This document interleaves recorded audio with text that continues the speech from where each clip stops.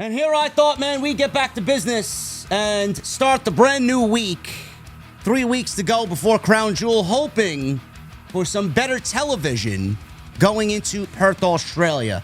A lot of drama today in the IWC. A lot of drama started by ESPN. ESPN is the new partner for WWE as it comes to their PLEs. And we wake up this morning from one of their writers and one of their sports analysts who covers MMA, boxing, and professional wrestling on ESPN, Andres Hale.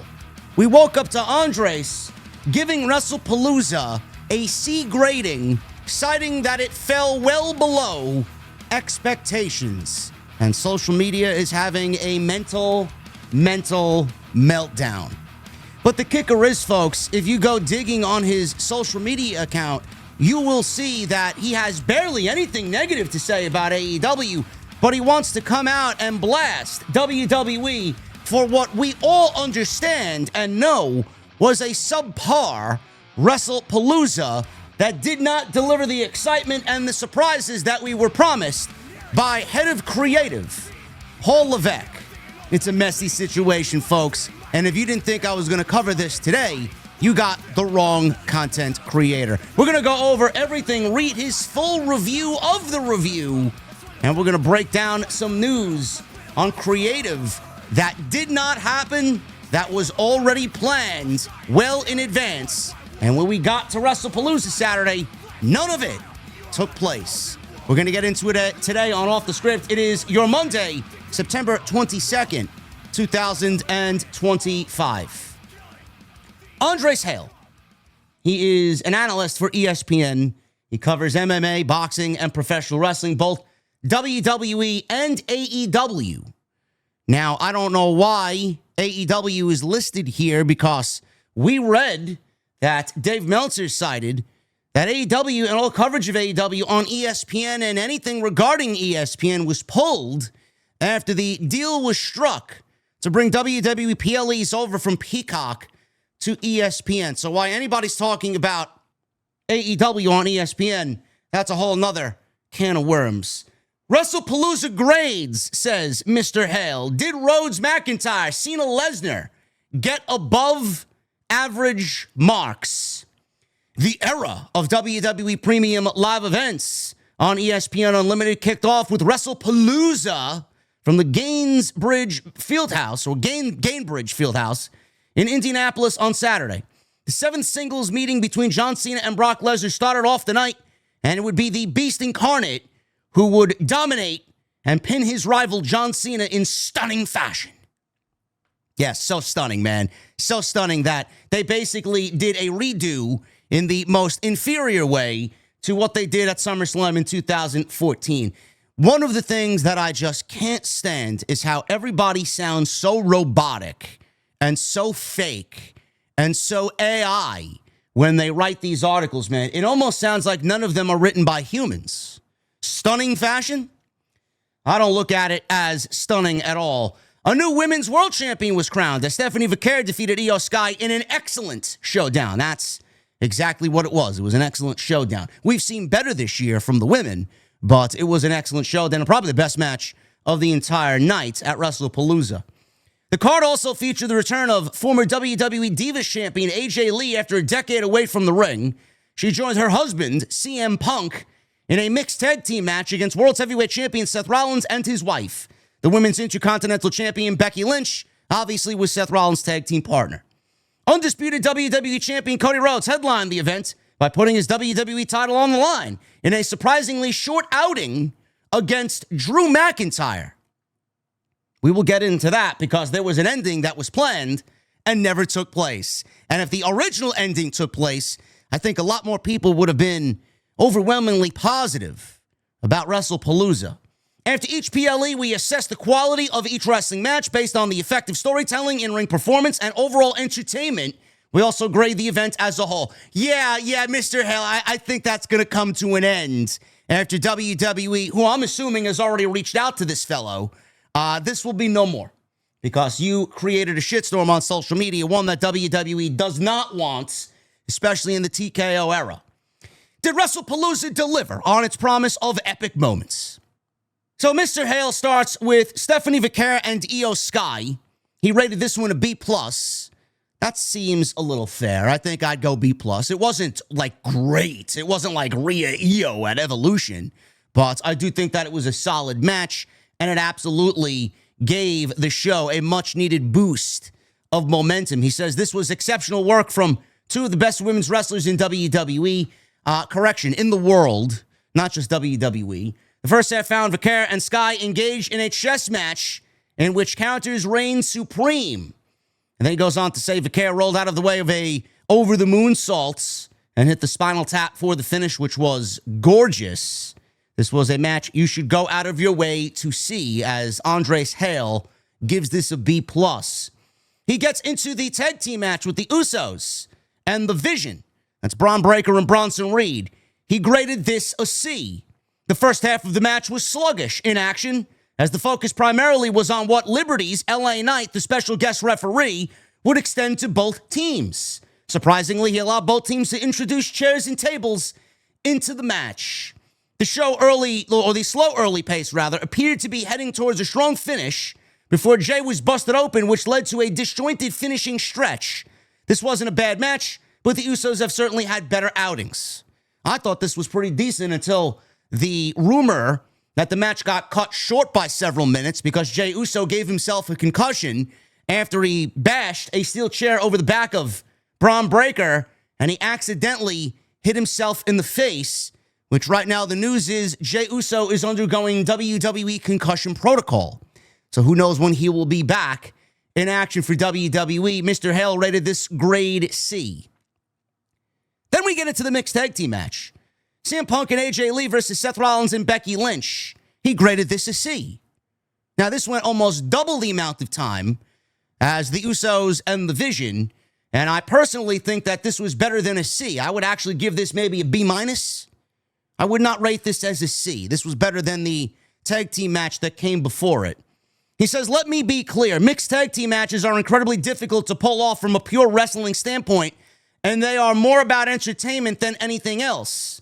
WWE's PG entertainment, if they wanted to really give us, and this is the one thing that I was very critical of, there was a lot of comedic elements to this match, whether it was Becky Lynch and Seth Rollins kind of trolling AJ Lee and CM Punk by kind of tagging in and out, and Becky Lynch's flamboyance and body language and things that she was doing, and Rollins skipping around, and AJ Lee's obviously and just blatantly awful windmill punches. A lot of this could have been better. Honestly, I think that if you're going to get into a blood feud here with Rollins and Punk, I think adding the elements of the wives is great because it takes it to the next level.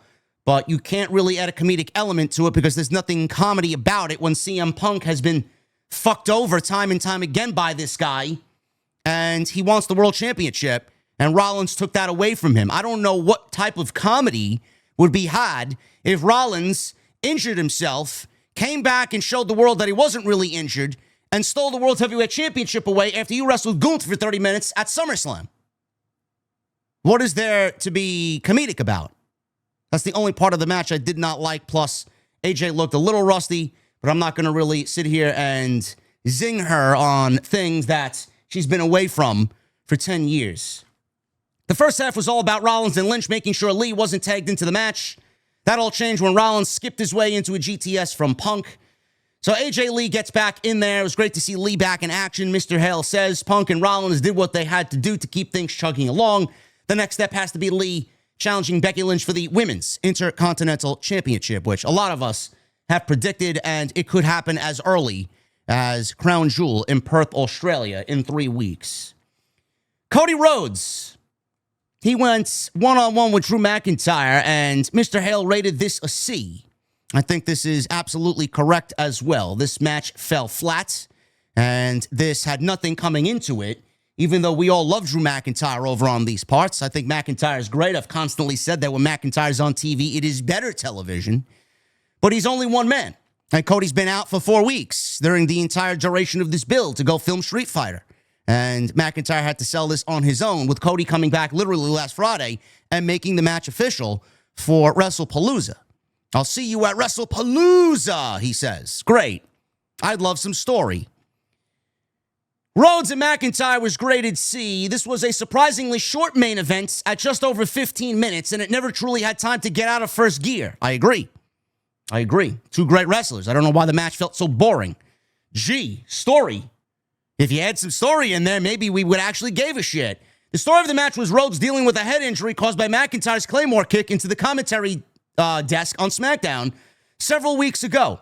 Rhodes stumbled out of the blocks and was seemingly compromised. So he goes on to say that McIntyre's injured leg during the match gave out when he went for a Claymore kick to possibly win the championship, opening the door for Rhodes at the Crossroads for the win. This felt more like a main event of SmackDown than it did a headliner of a PLE. Again, I can't really sit here and say that I don't agree. Do I agree with everything that he said so far up until this point? No, I don't. But he's been pretty spot on here so far. Then he gets to the John Cena and Brock Lesnar match, which he graded a C-. Cena and Lesnar's 7th WWE singles match encounter felt more like a prelude to their next encounter than an actual match. That's because it was. It was a brief and dominant win for Lesnar, which served to extend this rivalry to at least one more PLE, which, by the way, nobody asked for. This match itself wasn't much of a match. Lesnar dominated early, reintroducing Cena to Suplex City. He goes on to say that Cena, he delivered some AAs, and Lesnar kicked out, and a 5-knuckle shuffle, which Brock Lesnar intercepted. He leveled Cena with 6 F5s to pick up the dominant win. There was about 6 moves in the 9-minute match, and it's pretty much what you would expect out of a Brock Lesnar match. C-. I know some people will probably rate that a little bit less than that, but C- is fine. It did what it needed to do, and I gave you the full course and the full reason why Brock Lesnar dominated John Cena the way that he did, because more than likely, he's wrestling Brock Lesnar again. They will be wrestling again in Perth, Australia in 3 weeks, because John Cena makes not one single appearance from this point on until Crown Jewel, which he is advertised for, as that is one of his remaining 5 dates, which will maybe lead to Brock Lesnar, as I speculated. Brock Lesnar being aligned with Paul Heyman, and Brock Lesnar loosely working with the Vision due to his ties with Paul Heyman, and Brock Lesnar being the insurance policy to ensure the Vision wins War Games against the Avengers, which will be Cody Rhodes, John Cena, CM Punk, Roman Reigns, and maybe LA Knight or Jacob Fatu or Randy Orton, whoever WWE decides to throw in there. Then Andre Sale says this, and this was the only thing that really was making the rounds on social media. He graded WrestlePalooza a C, as you see here on screen. The excellent Stephanie Vaquer match saved this show from truly being average. It was a phenomenal display inside the squared circle. Everything else was either underwhelming, the short Rhodes McIntyre match, or a setup for a future match, Lesnar dominating Cena. For a card that promised to have epic moments, it fell a little short of expectations. Do you disagree? I know I don't. So what is the big fucking deal here? The show fell short of expectations. When you have the chief content officer, Triple H, come out and say, expect surprises, expect epic moments, expect grandeur, and all the other fucking buzzwords that he uses, he meant Pat McAfee joining the commentary team again because he's from Indianapolis and he played for the Colts. And the announcement of Stephanie McMahon, which I find very bizarre because, you know me, I love a good conspiracy. Why are we rushing to put the Levesques in the Hall of Fame? I don't really understand it. The WWE Hall of Fame doesn't usually take shape until January, February. I don't even remember when they announced the WWE Hall of Fame this year. Did they start inducting people, late February, early March? It was like a month and a half before WrestleMania. They didn't even have a fucking solid venue for the Hall of Fame. What is the rush to get Stephanie McMahon in the Hall of Fame this year and last year, Paul Levesque, or this year? So both Triple H and Stephanie McMahon are going into the Hall of Fame. Nobody finds that to be a little bizarre? What are they trying to tell us without actually saying anything? Are they rushing to get into the Hall of Fame because they know what's coming? Is the hammer coming down? Are they willing to do this now to hear all the negative press about it from people like me and question why it's happening? Because they know when they are out of a job or when Triple H is out of a job and the Saudis take over or The Rock takes over with Brian Gewirtz, that they aren't going to think about putting Stephanie McMahon or Triple H in the Hall of Fame. Nobody finds that to be weird? Just throwing that out there, man. I'm just ranting and raving for no reason, man. None of this is important to what we're talking about here. I'm just having a discussion with you. This is the shit that I think about when I'm reading social media throughout my day. Triple H promised and underdelivered. Pat McAfee is not what we, the fans, want. We don't give a fuck about Pat McAfee. We don't give a shit about Stephanie McMahon getting inducted into the Hall of Fame. If you think that these are two major surprises that we, the fan base, give a shit about at the end of the day, you have completely lost the plot, and it should go against your record when the time comes for your removal that you look back at this and say, this is what happened. This is one of the biggest X's on his resume. Nobody gives a shit about that. We are here for the stories, Levesque. We are here for the creative, Levesque. We are here for the surprises, creatively, like I'm about to read to you now, because there were plans for the Drew McIntyre-Cody Rhodes match that never took place. Bodyslam.net is reporting that there was original plan for Cody Rhodes and Drew McIntyre at the end of WrestlePalooza. Sources indicate that both Cody Rhodes and Drew McIntyre pitched Randy Orton accidentally costing Cody Rhodes the WWE Championship.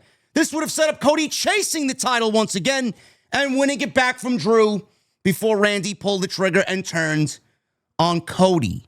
Ultimately, the decision was made by the creative team to have Rhodes beat McIntyre straight up. So they opted to go for boring and safe instead of throwing a wrench into the system and fucking shit up.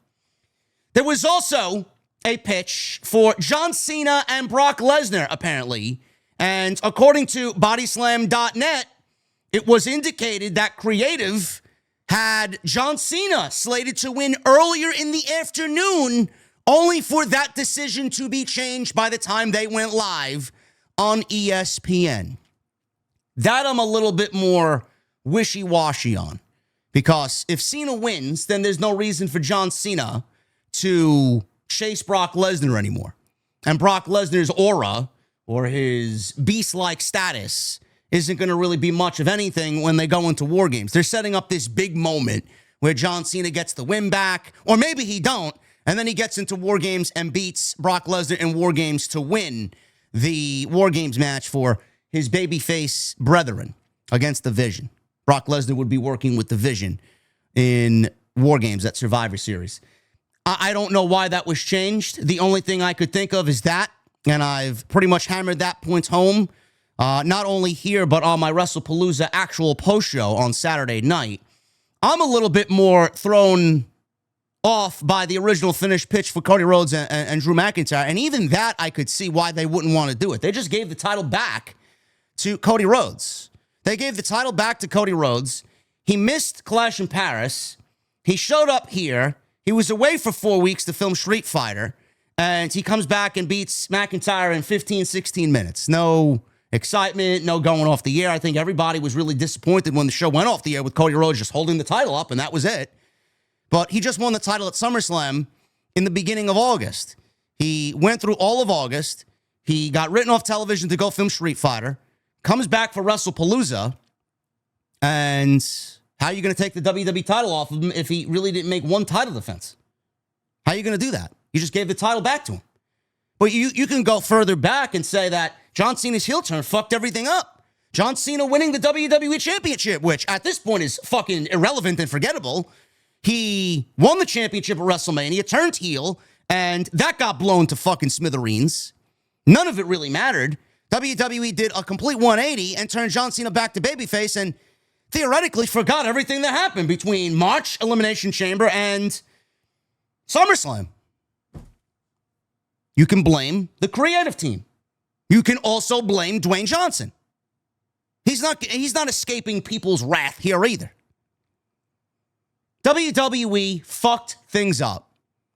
We're not asking for Pat McAfee and Stephanie McMahon. These aren't the surprises that we want. We're not asking for fucking boring endings and fucking lackluster ways to go off the show. We're not asking for Brock Lesnar to be back, only for you to redo the SummerSlam 2014 slaughtering of John Cena here in 2025. Literally the same fucking match And nothing about this match even rivaled 2014 because then was a shock. Because nobody expected Cena to be dominated the way that he was. They had to do it because Lesnar just broke the streak at WrestleMania that year by beating The Undertaker in New Orleans. So they had no choice but to go out there and have Lesnar basically slay John Cena. But if they thought that this was going to work better or about the same here as it did in 2014, clearly fans aren't buying it. Fans aren't buying it. And the fans are so fucking impatient right now, and rightfully so, that they want things to happen because you've given them these premium live events where most of the time throughout 2025, nothing has happened. SummerSlam Night 1 felt like a fucking pre-show. Up until Punk and Gunther. Night 2 was a little bit better.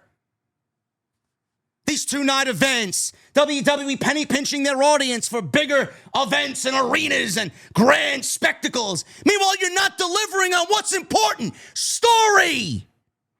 You're not delivering on what's important. Characters that we care about. Every single PLE ends the same fucking way. Every single PLE feels the same. WWE driving 35 miles an hour in the right lane, and everybody zipping by them on the fucking Garden State Parkway.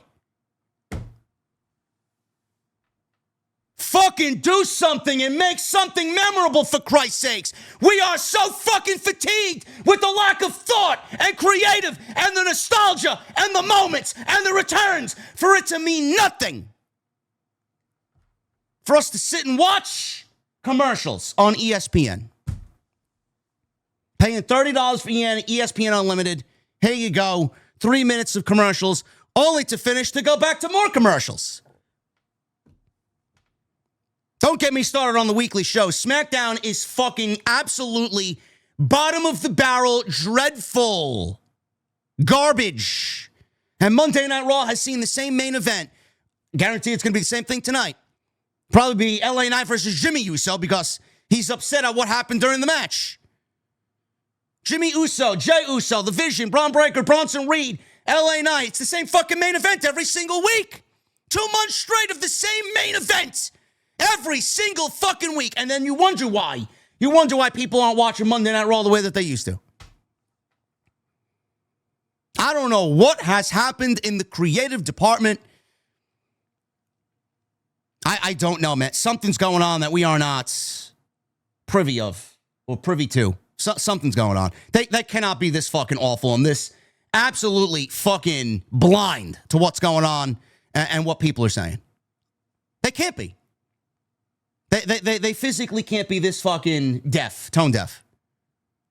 Like, I know you're watching Unreal, and WWE had a few Unreal moments that I'm sure will make season 2, but you're throwing the creative away because you think fans think that John Cena is going to win, so you switched it to Brock Lesnar to throw people off the scent? Nobody asked for this in the first place.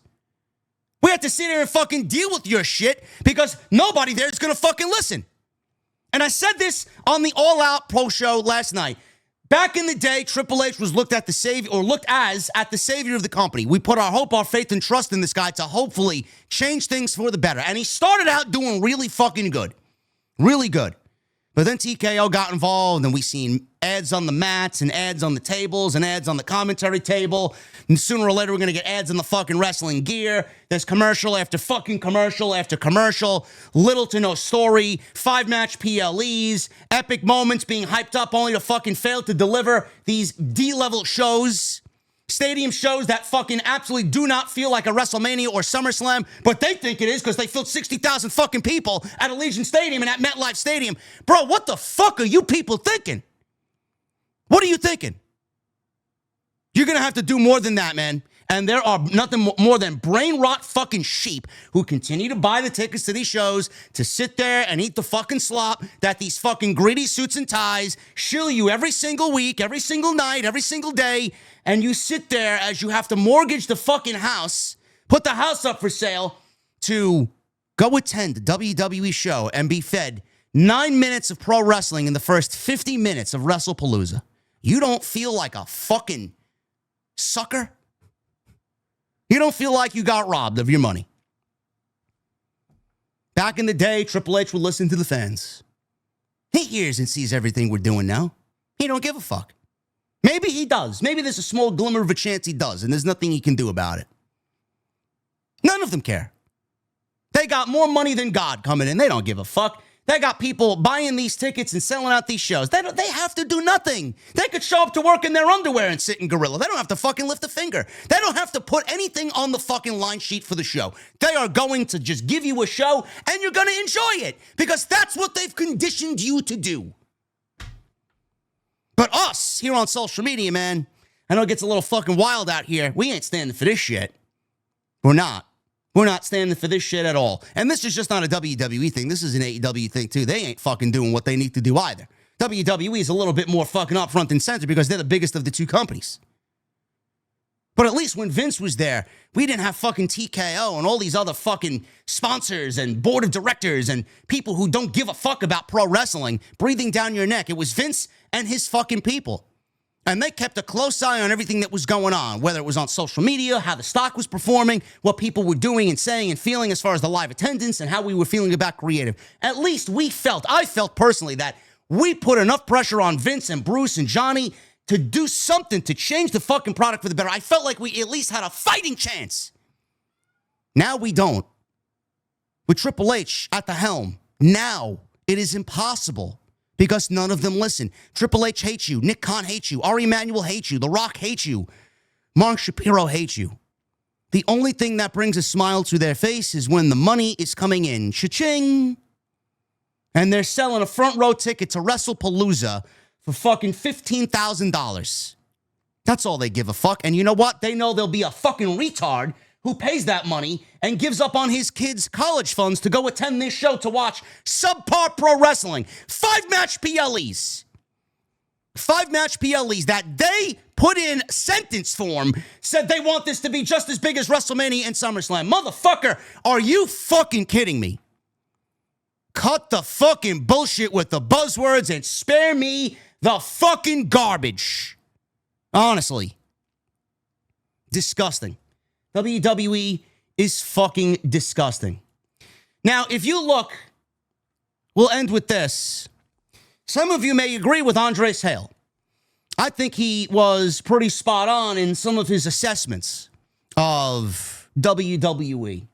But if you dig a little bit deeper into Andres Hale's Twitter account, he is much more pro AEW than he is WWE for whatever reason. Now, if this is the type of reporter and analyst that you want your reporting to come from, then by all means, you are absolutely part of the problem. He is part of the problem. This is part of the tribalism. You can't have somebody out there claiming that the AEW build for All In is so good. I don't think enough good things are being said about the AEW build for All In. This feels like their big annual event, and every week of television has been necessary viewing.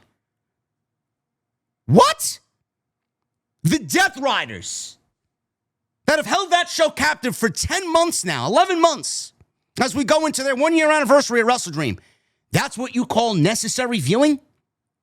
Mercedes Moné dancing, and that's all the build. You want to see the build for Mercedes Moné and Tony Storm?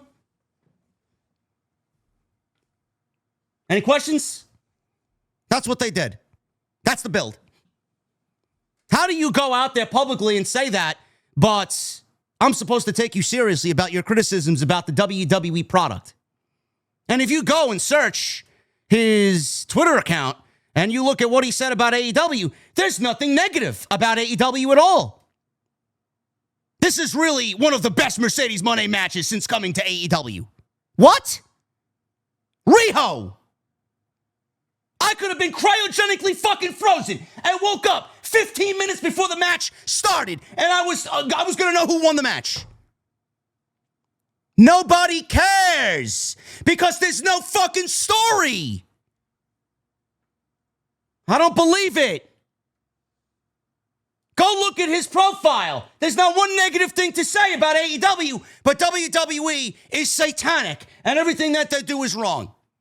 Now, granted, he had some valid criticisms, I can't even fucking speak, criticisms about WrestlePalooza, but if you want to be right down the middle, then you can't really go out there and shit on one company and praise the other Because both are fucking terrible. And we'll end with this. Ricochet. Look at this fucking gem. Ricochet couldn't help himself as he had to just get involved because the demand is not in demand. What's that, JD? Oh, that's the name of his new group with Toa Leona and Bishop Khan. Yeah, nobody is asking for Ricochet and the Gates of Agony, bro. You are the farthest thing from in demand. He says, I know our show was way better than a C. Laughing emoji, crown emoji. Ah! And then he says, also what's funny to me is how a show where they have said over and over that they aren't a real sport, and it's more of a TV show about a wrestling company, they are on ESPN, a sports TV channel. Make it make sense. Yeah, I want to see how funny it is when Paramount buys Warner Brothers Discovery and then AEW is shit out of luck and have no fucking home for anything. And then people want to know where the tribalism starts. Exhibit A and Exhibit B, folks. And if you go to the tweet where he said, I know our show was way better than a C, and you look up and down that thread, you will see many creators in this space who are absolutely a part of the fucking problem. And I bless you this day, this Monday, to please block any of the bullshit that you see there because they are the fucking reason why nothing changes. They are as guilty as anybody as to why the AEW product is fucking dog shit. This is where the tribalism starts, but when they want to know why the tribalism is running wild and why they want to question the tribalism and love all pro wrestling, you got this to cite as your finest example. Thank you guys very much for all your support. If you did enjoy today's video, I would love if you leave a comment down below. Let me know what you thought of the rating from ESPN. Let me know what you thought of Andre Hale's analysis. Let me know what you thought of his Twitter account if you guys want to go deep dive into how pro AEW he is. Because that's not what I call a real... It's basically Ryan Satin territory is what he's doing. So he may be out of a job and he may be cut short of watching and reviewing pro wrestling from this point on. Leave me a comment down below. Let me know what you think. And hit that thumbs up. Let's try for 1,000 likes today on Off the Script. Guys, I will be back tonight live for Monday Night Raw and the official post show. 3 weeks till Crown Jewel. I'm hoping for a decent show with some level of storytelling here going into Perth, Australia. We'll see you tonight. I'll see you live tonight on the post show right here on Off the Script. I'll see you guys later.